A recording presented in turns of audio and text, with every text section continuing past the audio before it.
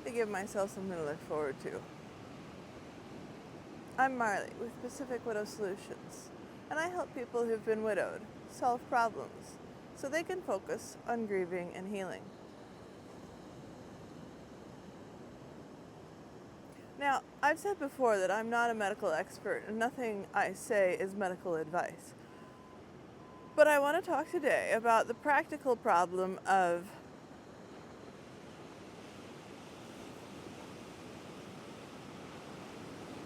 choosing to leave the house.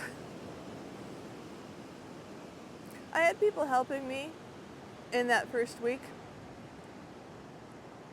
and I'm so glad that they did. But I also had to start making choices that made me want to go outside, that made me want to engage. And that's what I'm here to share with you today.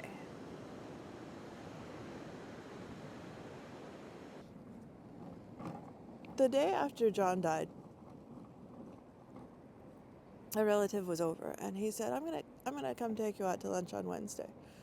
And I declined at first. I said, oh no, you have to work on Wednesday and PTO is precious. You need to save that. And he said, nope, I'm gonna take the day off and drive the 2 hours each way to come take you out to lunch. And because he was quite insistent, I ended up saying, well, why don't you work half the day and come in the middle of the day and we'll have lunch. And so that's what we agreed to. And so, that was going to be Wednesday. And on Monday and Tuesday, I just didn't want to leave my house. But I did go outside. And even just sitting out there and feeling the sunshine and the little bit of breeze sort of reminded me that I was alive. And it felt good. And I'm glad that I did it. I was just in the yard and playing with the dog a little bit, sitting in my hammock, and just feeling the sun was so helpful to me. And then that relative showed up on Wednesday and said, where do you want to go to lunch? And I said, oh no, can't you just bring something in? I don't want to leave the house. And he says, you're leaving the house today. And I was like, fine, we'll go to Wahoo's. And I love Wahoo's. It's delicious, but it's also fast food. And so it's not particularly fancy inside. There's no nice decor or anything. But we're sitting there at these basic tables in Wahoo's waiting for them to bring our food. And I saw the sunshine coming in the window. I was sitting there with somebody who cared about me. And I just said, this is really nice. It's so nice. It's really nice to leave my house. And he's like, yeah. And it was sort of a surprise. But it really was nice to leave the house and to go experience a little bit of the world again. And so I said, well, can we go to the beach after this? And he said, yeah. So we went to the beach and we stood there on the pier looking at the water. And I was crying, of course. And it really helped me to understand that for me, the Pacific Ocean, and I think nature in general, is fairly therapeutic and healthy. And I get the impression that that's not that unusual, but it was fairly dramatic, the realization.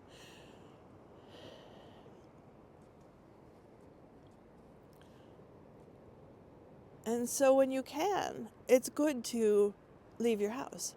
And I will say that just accepting invitations, when somebody says, I'd like to come take you out for coffee, I'd like to, pick you up and take you to lunch.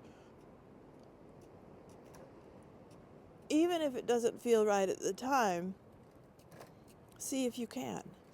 And, in that first week it's real hard. And you could even say, how about next week? How about, pick a day, Tuesday, Wednesday, and see if they're willing to do it then.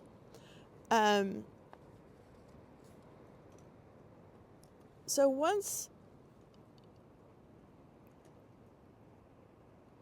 the first couple days were over, I started trying to make choices that were giving myself something to look forward to. Like, I bought food that I might not normally buy because I wanted something good, something that I could say, I really would like to try such and such. And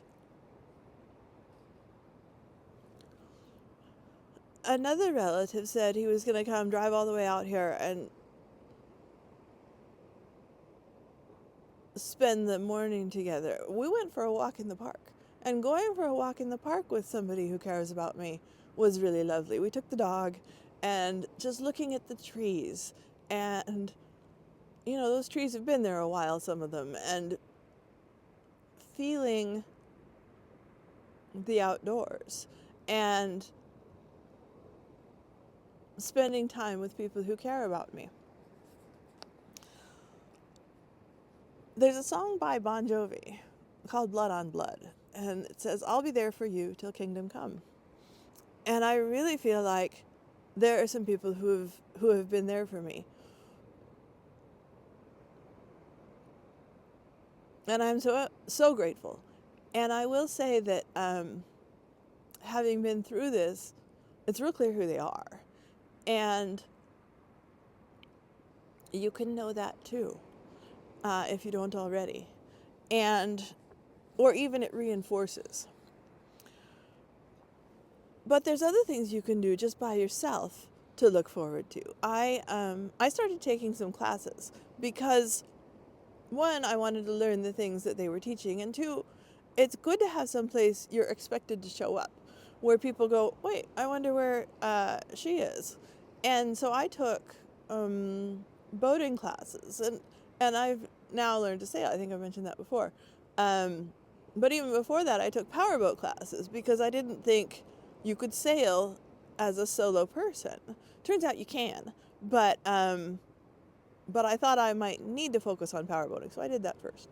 But in those classes, you might even meet somebody that's friendly. Like there was one person that I thought, oh, I wonder if we should go boating together. And I ended up not suggesting that because it just didn't seem quite right. But I think it could have. And, building new relationships based on shared interests is usually healthy.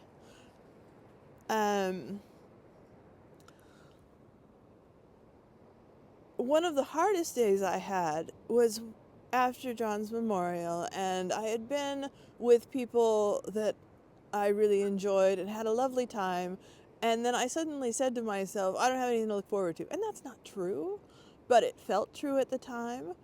And so I realized I needed to start planning trips because I love to travel, and I've pretty much my whole adulthood had a trip in the works, and at that point I didn't have any trips in the works.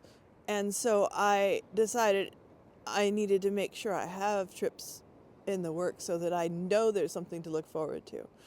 And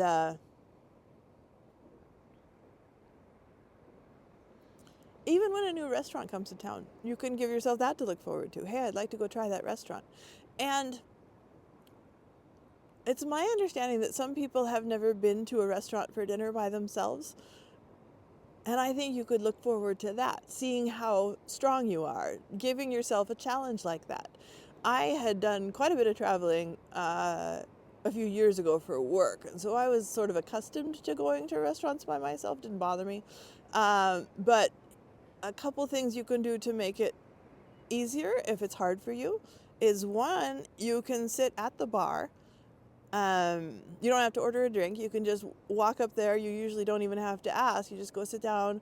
You might ask the host or hostess, but you don't have to wait for a table.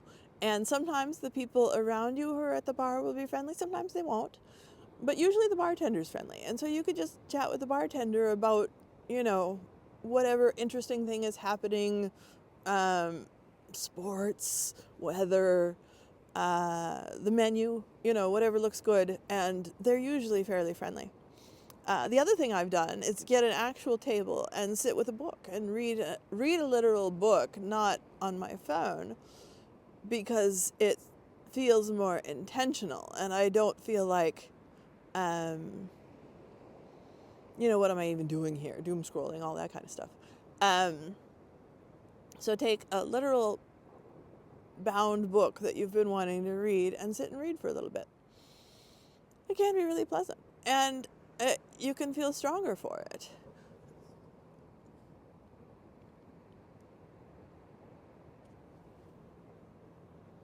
I go to concerts. Experiencing live music feels really good and is a great experience. Even if the music isn't really my favorite, I still like to go. And that can be a real something to look forward to. And then maybe a book club.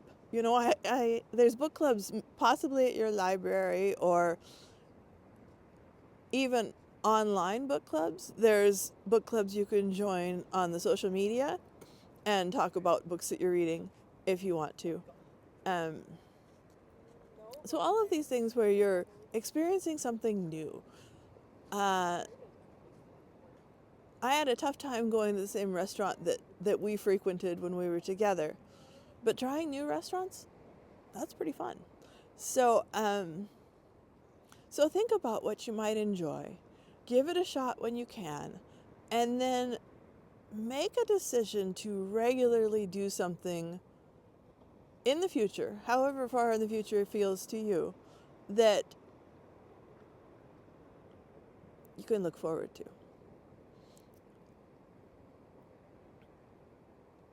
Reach out to me, pacificwidowsolutions@gmail.com, or my YouTube and Instagram, Pacific Widow Solutions. Take care.